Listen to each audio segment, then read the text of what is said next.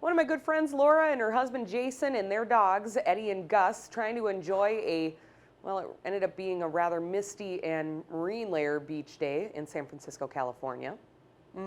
Yeah, not the best beach going day. No. Although signs later on this week, we may see a little more of an offshore flow trying to develop and temps trying to warm up, but it might be kind of misty and full of those clouds with the marine layer next few days. Yeah, you might have seen these puppies on air a couple of times. I have at least 3 or 4 friends that have Corgis. It's like Really? a Corgi invasion, and I love them. They're hysterical. Fun dogs. They're so funny. Play and run around. If you got a tail or not, you know. Got a tail to tell. We don't discriminate. Oh, hey. We like all doggies. Oh, no. Now I'm going to start laughing, and I'm going to start coughing Mace. Oh, well, then Take should it I away. talk for a little while? Isn't that what everybody wishes?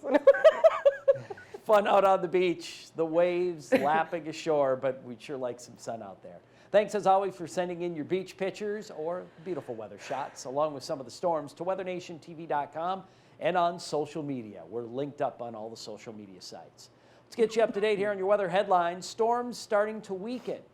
Although they've been bringing some flooding rains, had a few tornado warnings southwest of Chicago, northwest of Kankakee earlier on. Good thing, again, starting to wind down.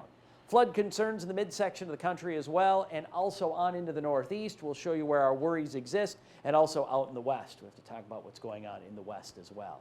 Well, into Minnesota, you can see a little wavy funnel cloud. Granite Falls is in southwestern and west central Minnesota. Didn't touch down. This is from Saturday. Last blast of those storms were cutting by. Narrow little one, obviously no damage, but there was wind damage. And when you see a shelf cloud like this, nice panoramic view there from John, that, yes, it did have some pretty strong wind with it and heavy rainfall. Again, all of these from Saturday night as the storms were blasting by west central Minnesota into the Morris area. Here you go in the Jeffers and Kenneth areas of 1-inch hail, Ponsforth, also some wind damage around St. Peter and in northwest Iowa near the George area.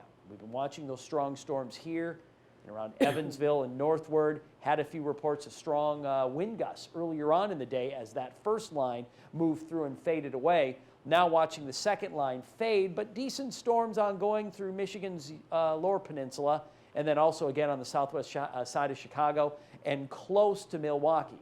Again, some warnings there, although again in the diminishing state over the next several hours. Although I think the front will remain active overnight, just not severe, and tomorrow a few strong storms may develop as the cool air starts to arrive. But as it moves in, the front will crash out a lot of wind and rain into the northeast. Rye Beach, portions of New England, 2 to 4 inches of rain, a possibility. That's why we have flood watches out from the Berkshires and northwestern Connecticut, all the way through much of New Hampshire and on into Maine. Katie, the cooler weather is arriving behind that front. That's story number 2 with it. Yeah, North Platte and even towards portions of Oklahoma City, we're almost 10 to 15 degrees cooler than where we're at this time yesterday.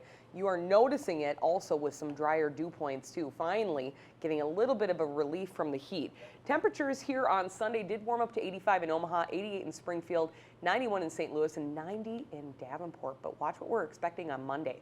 Labor Day, much cooler. 70s expected for you in Davenport, upper 80s towards Dodge City. Well, let's get an update briefly here on the western wildfires across the country. A lot of locations that we've been talking about, not only into California, but also even into Idaho. Take a look at the webcam from Boise, Idaho. Very smoky, very hazy looking outside. As we get closer to sunset, you're probably noticing those very hazy red vibrant sunsets and sunrises. A lot of active wildfires here over the western half of the United States, including Idaho, western Montana, Washington, Oregon, and also throughout the state of California. In fact, the Rim Fire, the largest or 4th largest wildfire in history for California, we are still only at 40% containment. That is a little bit of an improvement, but take a look at the acreage that has been consumed. Over 222,000 acres consumed. We actually got nearly 5,000 personnel on this fire. And with that, we've actually had reports of 5 injuries. From famine to feast, showers and thunderstorms building up here from the daytime heating and the monsoon kicking out here in Utah. Showers and thunderstorms enough to cause some issues when it comes to flooding, in fact, here for you for the next several days. Keep it tuned here to Weather Nation.